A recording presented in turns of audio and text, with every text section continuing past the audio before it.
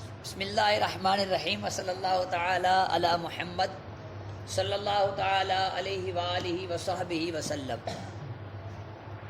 مناظرے کی تعریف: توجہ المتخاصمین فی النسبۃ بین الشیئین اظہار للصواب، یہ مناظرے کی تعریف ہے۔ دو چیزوں کے درمیان ثواب کے اظہار کے لیے،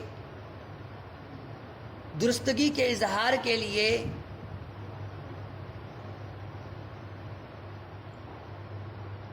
نسبت میں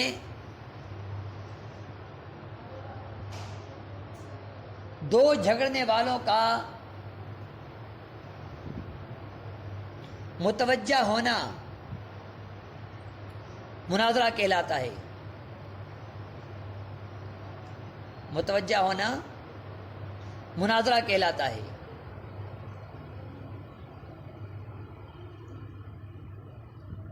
یعنی کسی چیز کی نسبت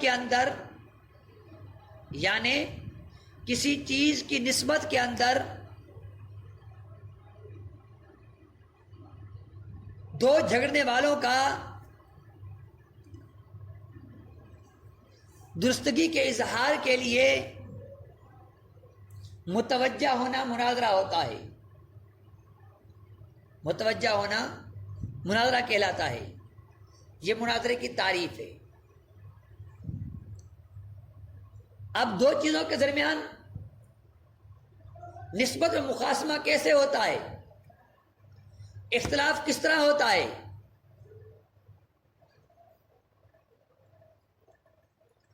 جس کے درستگی کے اظہار کے لیے دونوں متوجہ ہوتے ہیں۔ اس کی مثال سرکار علیہ السلام کی ذات مبارکہ کے بارے میں دو مختلف رائے رکھنے والے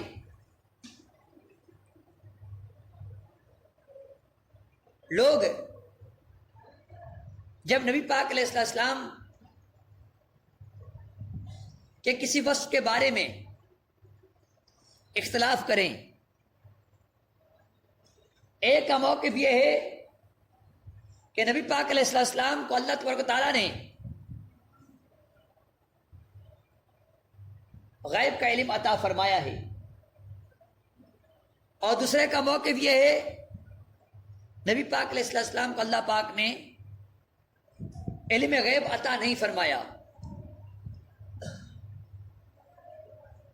ہر ایک کے پاس اپنے اپنے دلائل ہیں۔ ہر ایک کے پاس اپنے اپنے دلائل ہیں۔ نسبت اس میں کیا ہے؟ نسبت اس کے اندر یہ ہے کہ علم غیب ہے یا نہیں، یہ ہے اور نہیں، یہ نسبت ہے۔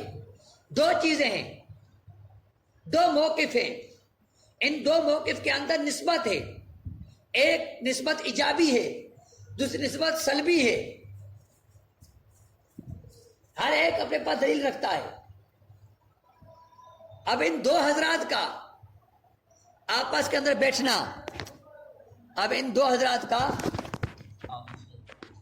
آپس کے اندر بیٹھنا تاکہ درستگی کا اظہار ہو، صحیح موقف سامنے آئے، یہ مناظرہ کہلاتا ہے۔ درستگی کا اظہار تب ہوگا جب دونوں قسم کے دلائل کو بغیر تعصب کے پرکھا جائے گا، انصاف کی نظر سے دیکھا جائے گا۔ جو علم غیب کا منکر ہے وہ قرآن کی آیات یہ بات پیش کرتا ہے کہ علم غیب اللہ کا خاصہ ہے۔ اللہ تعالیٰ نے علم غیب اپنے لیے خاص کیا ہے، لہذا مخلوقات میں سے کوئی بھی اس کا شریک نہیں ہو سکتا. تو جو نہیں مانتا اس کے پاس قرآن کے دلائل ہیں، اس کے پاس آیات طیبات ہیں جس سے وہ اپنے موقف کو ثابت کر رہا ہے. اور جو علم غیب کا اس بات کرتا ہے، سرکار اسلام کے علم غیب کی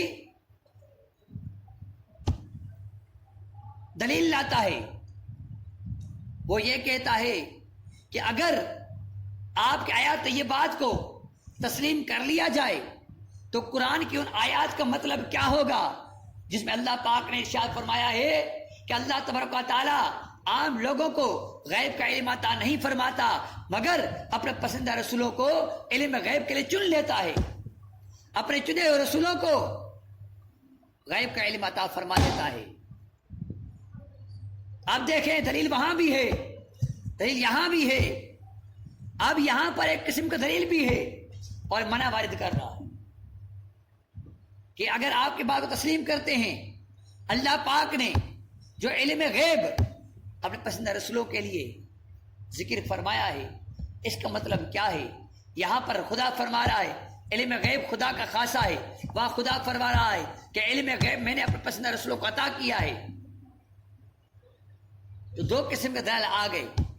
لیکن جو یہ کہتا ہے نبی پاک علیہ السلام کو علم غیب ہے، وہ آیت پیش کرتا ہے کہ اللہ پاک نے اپنے رسولوں کو غیب کا علم عطا کیا ہے. یہ دلیل بھی ہے اور منع بھی ہے. دلیل اس کے لیے ہے کہ رب نے عطا کیا، اپنے ساتھ خاص نہیں کیا، اور منع اس لیے ہے کہ تمہاری بات کو مانتے آیت کا انکار لازم آتا ہے. لیکن اس آیت پر یہ اعتراض نہیں ہو سکتا کہ اگر اس آیت کو مانتے ہیں تو جہاں پر اللہ پاک نے غیب کے علم کو اپنے لیے خاص کیا ہے اس کی نفی لازم آتی ہے، اس کا انکار لازم آتا ہے. ہم یہ کہتے ہیں نفی لازم نہیں آتی، انکار لازم نہیں آتا. ہم دونوں بیٹھتے ہیں، بات کرتے ہیں، اظہار ثواب کرتے ہیں، ہم متوجہ ہوتے ہیں، درستگی کی طرف آتے ہیں. ہم دونوں بیٹھے، آپ کی دل اپنی ہے، میری دل اپنی ہے، ہم دونوں بیٹھے ہیں اور ہم یہ فیصلہ کرتے ہیں کوئی ایسی جہت، کوئی ایسا طریقہ اختیار کرے کہ جن کے ذریعے، جس طریقے کے ذریعے دونوں پر عمل ہو جائے. وہ طریقہ کیا ہے؟ دونوں کے محل الگ الگ ہے. یہ رب کریم نے فرمایا ہے کہ غیب کا علم صرف خدا کو ہے، وہاں پر مراد اس کا ذاتی علم ہے، ذاتی خدا کا علم ہے، اس کو کسی کا عطا نہیں ہے. جو عطا مانے وہ کافر. خدا کو بھلا کون عطا کرے؟ خدا کا ذاتی علم ہے. اور اللہ پاک جو انبیاء کرام کو غیب کا علم عطا کرتا ہے، جس کا اعلان قرآن نے کیا، اس سے مراد رب کا عطائی علم غیب ہے. اللہ تبارک و تعالیٰ کا انبیاء کرام کو عطائی علم غیب ہے. تو رب نے جہاں فرمایا خاص علم، وہ علم ذاتی ہے، اور رب نے جہاں فرمایا میں نے عطا کیا ہے، اس کا عطائی علم ہے. جب ہم نے یہ دو تقسیم کاری کی تو معلوم ہوا کہ قرآن کی آیات یہ بھی حق ہے، یہ بھی حق ہے، مصطفیٰ کریم علیہ السلام کو علم غیب ہے، یہ بھی بات حق ہے، اور اللہ تبارک و تعالیٰ کا غیب خاص ہے، وہ ذاتی علم غیب خاص ہے، وہ بھی حق ہے. یہ مناظرے کا فائدہ حاصل ہوا، یہ اظہار ثواب ہوا، دونوں متوجہ ہوئے. تو توجہ کرنے سے درستگی کا اظہار ہوا. دو چیزوں کے درمیان جو نسبت میں اختلاف تھا وہ کلیئر ہوا، لہذا مناظرے کی تعریف یہاں پر صادق آ گئی. سمجھ میں آئی؟ اگلی بات فرماتے ہیں مشروعات ہوا والاصل فی مشروعیتی ہا قولہ تعالی. اور اس مناظرے کے جواز کے بارے میں اصل اللہ تبارک و تعالیٰ کا فرمان ہے. اصل کیا ہے؟ اللہ پاک کا فرمان ہے. رب کریم نے قرآن پاک کی سورہ نحل کی آیت نمبر 125 ارشاد فرمایا وَجَادِلْهُمْ بِالَّتِي هِيَ أَحْسَنُ، اور ان سے مناظرہ کر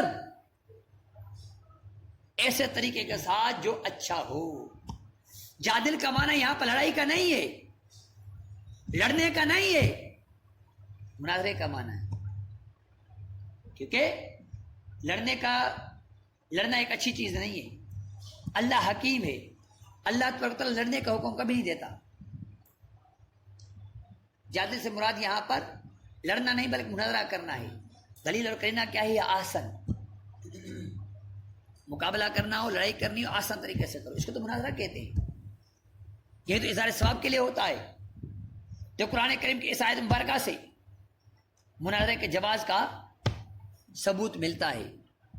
اسی طرح سورہ عنکبوت کے اندر آیت نمبر 46 کے اندر اللہ پاک فرماتا ہے وَلَا تُجَادِلُوا أَهْلَ الْكِتَابِ إِلَّا بِالَّتِي هِيَ أَحْسَنُ، اور اہل کتاب سے مناظرہ نہ کرو مگر ایسے طریقے کے ساتھ جو اچھا ہو۔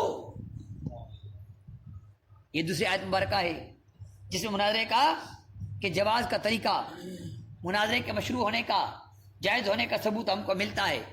اسی طرح سورہ فرقان کے اندر آیت نمبر 33 کو کھولیں، اس کے اندر رب نے فرمایا وَلَا يَأْتُونَكَ بِمَثَلٍ إِلَّا جِئْنَاكَ بِالْحَقِّ وَأَحْسَنَ تَفْسِيرًا، اور آپ ان کے پاس نہیں لے آئیں، وہ آپ کے پاس نہیں لے آتے مگر اس کے مثل سوائے حق کے، سوائے حق کے، اور جس کی اچھی تفسیر ہے۔ یعنی کوئی بات کر رہے ہیں، کوئی دلیل لا رہے ہیں، کوئی بات آپ کے پاس لا رہے ہیں تو وہ آپ کے پاس اچھی اور حق چیز کے سوا کوئی چیز اس کے مثل نہیں لا سکتے۔ یہاں بھی اچھی چیز سے مراد کیا ہے؟ اچھی تفسیر سے مراد کیا ہے؟ حق سے مراد کیا ہے؟ مناظرہ ہے۔ تو ان آیات طیبات کے اندر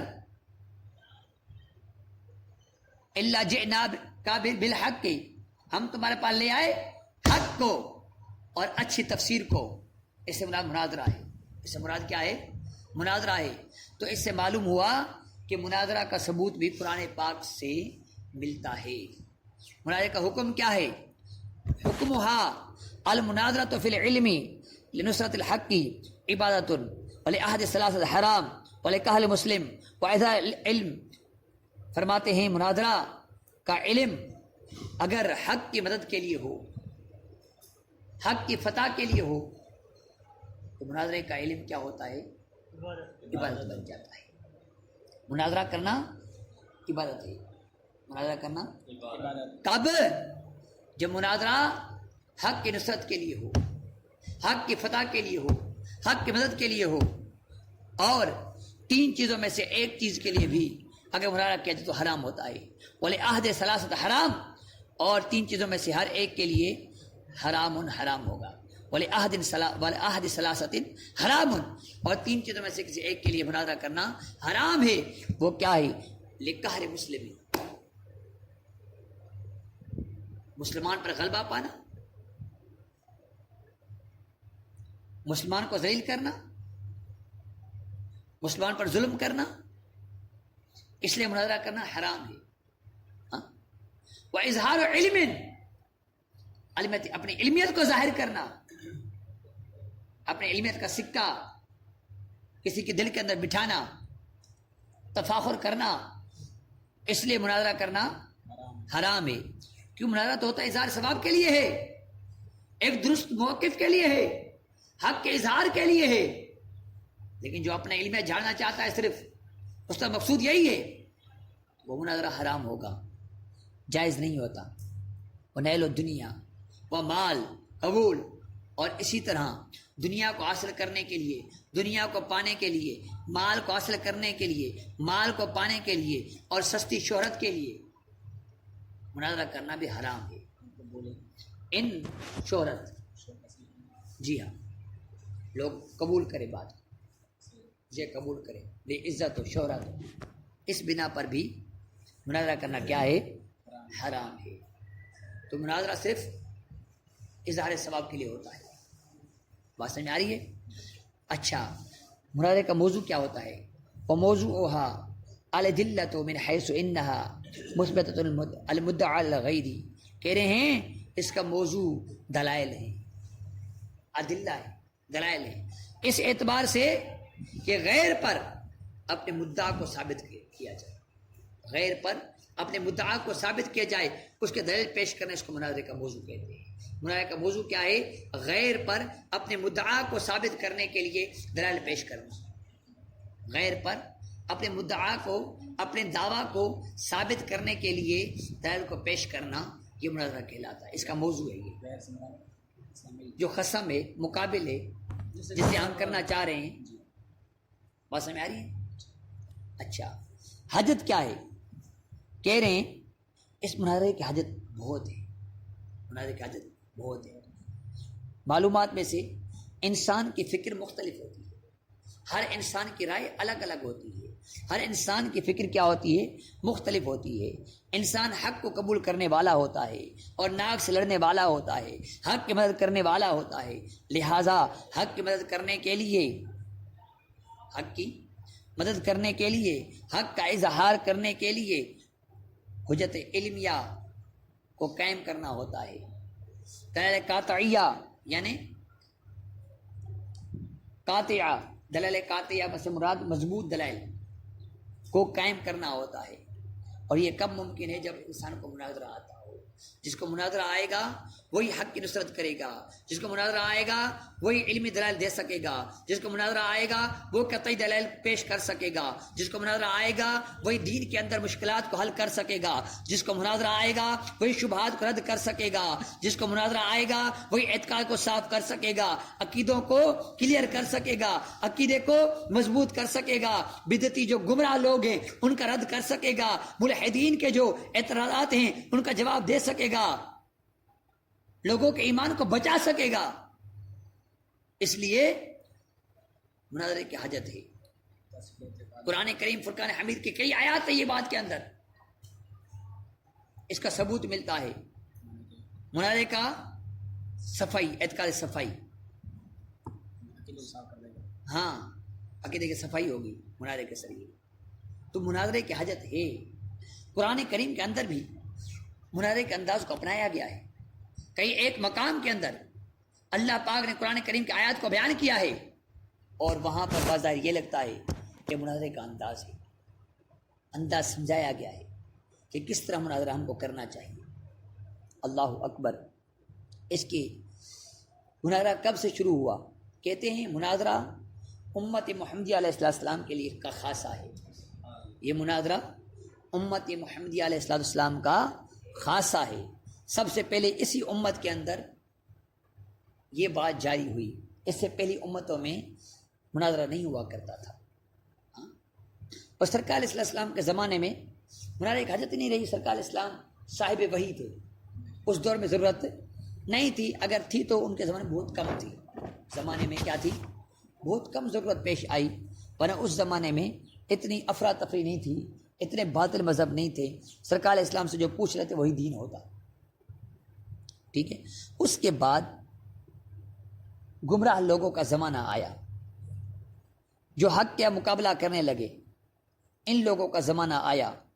بالخصوص علی ابن ابی طالب رضی اللہ تعالیٰ عنہ کا زمانہ آیا، حضرت علی ابن ابی طالب کرم اللہ وجہ الکریم کے زمانے کا خوارج کا زور ہوا۔ کس کا زور ہوا؟ خوارج کا زور ہوا۔ تو اس وقت آپ نے مناظرے کے حضرت عبداللہ بن عباس رضی اللہ تعالیٰ عنہ کو خوارج کی طرف بھیجا کہ ان سے کلام کریں، ان سے کلام کریں، ان سے مناظرہ کریں۔ انشاءاللہ اس کی وضاحت میں کل کے درس کے اندر بیان کروں گا، ابھی ٹائم کیونکہ ہو چکا ہے۔